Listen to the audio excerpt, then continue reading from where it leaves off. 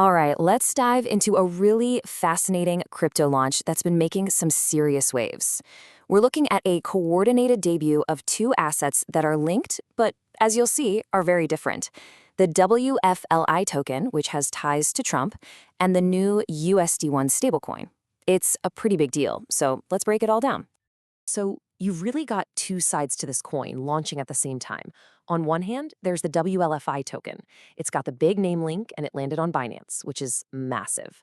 On the other hand, you have the USD1 stablecoin. Its whole game is about stability and speed, which is why it's launching on the Solana blockchain. They're part of the same push, but they're playing two very different games. Okay, let's kick things off with the first piece of this puzzle, the WLFI token. Because really, its debut on one of the world's biggest crypto stages is where this whole story just explodes. I mean, getting listed on Binance is a huge deal for pretty much any crypto project. You get instant access to millions of traders and the kind of liquidity you just can't find anywhere else. So when WFI went live on September 1st, it wasn't just a launch, it was a major statement that put it on the map immediately. But, and this is a really important but, Binance immediately slapped what it calls a seed tag on WLFI. You should think of this as a big, bright warning label. Binance is basically saying, hey, this project is new and innovative, but you need to know it could be way more volatile and risky than other stuff we list. It's a very clear signal to traders to be careful. So, how is the team behind it trying to manage all that risk in these early stages? Well, they're using a controlled release strategy they call the lockbox. Instead of just dumping all the tokens on the market at once, which could crash the price, early investors can only get their hands on 20% of their tokens. The other 80%, it stays locked up. It's a pretty standard move designed to prevent a massive sell-off right out of the gate. So, while WLFI was all about the hype and the high-risk, high-reward action, USC1 was built for something totally different. Now we get to unbox the second half of this launch, a stablecoin with an equally ambitious but very different playbook. This quote from the project really gets to the heart of why they chose the Solana blockchain for USD1. You know, Solana is famous for being incredibly fast and super cheap to use. The whole idea here is to create a financial system that moves with the kind of speed and efficiency we expect from the internet itself. And you can tell they're serious right from the start. They didn't just dip a toe in the water. They minted 100 million USD1 tokens for the launch. A supply that big tells you they're not messing around. This isn't some small niche project. They're aiming for mass adoption, and they clearly have the backing to make a serious go of it. And that goal of mass adoption is super clear when you look at their rollout strategy. It's global.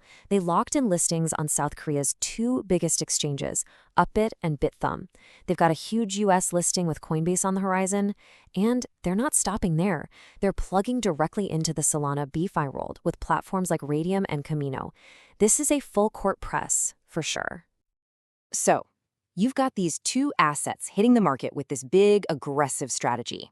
How do traders actually react? Well, let's just say the response wasn't just positive. It was absolutely explosive.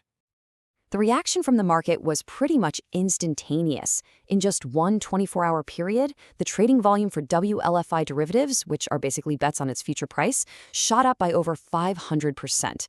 A surge like that isn't just a little bit of interest. It's a tidal wave of speculation hitting the market all at once. So what does a 500% surge actually look like in dollars? Well, it translated into an incredible $4.6 billion in trading volume. Just to give you some perspective, that is a staggering amount of money, all focused on a single brand new asset in its first day. And where was all this action happening? This breakdown tells the whole story. Binance wasn't just a player here, it was the epicenter. It handled almost $2.2 billion in volume. That's nearly half of the entire global total.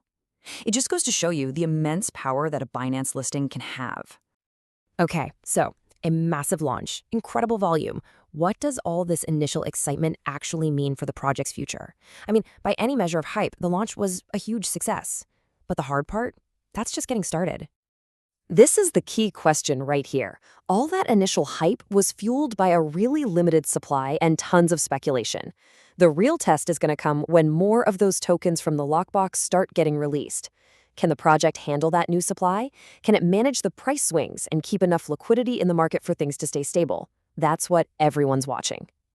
And that's really where we're left. Is this dual launch strategy a blueprint for a new milestone in crypto? A way to successfully blend a high-risk, high-hype asset with a stablecoin backbone? Or is this going to end up as another cautionary tale about just how hard it is to maintain that initial burst of market excitement? The foundation is there, but the real test for this whole ecosystem is only just beginning.